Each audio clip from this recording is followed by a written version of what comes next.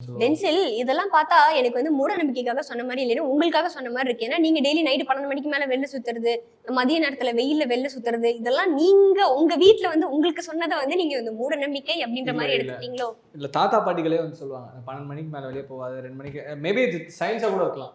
ஏன்னா 2 மணிக்கு மேல வெளியே போனா தலை சுத்தம், இல்ல மேபி நிறைய பேருக்கு ட்ரௌசினஸ் அப்படிலாம் இல்ல. இது வந்து மூட நம்பிக்கைக்காக நீங்க சொல்றது. மத்தியானம் 1 மணிக்கு 2 மணிக்கு ஏன் வெளியில வந்து ஏன் போகக்கூடாதுன்னு சொல்றாங்க அப்படின்னா, வெயில் அதிகமா இருக்கும். அதனால கூட தலை சுத்தலாம்ல. நீங்க எப்படி அப்படி சொல்லலாம்? இது வந்து பாட்டி காலத்துல சொன்னது, தாத்தா காலத்துல சொன்னது.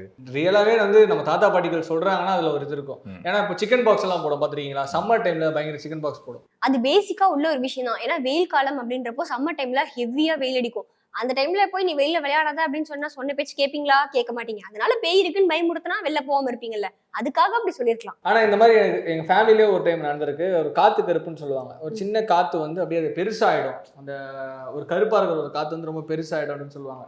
பெருசாகி தொருத்தம்னு சொல்லுவாங்க. எனக்கு ஒரு டவுட். காத்தை யாராவது பாத்திருக்கீங்களா? காத்து இல்லைங்க. காத்துனா அந்த ஒரு சின்ன நீங்க என்ன சொன்னீங்க? கருப்பான ஒரு காத்து. காத்தை யாராவது பார்க்க முடியுமா?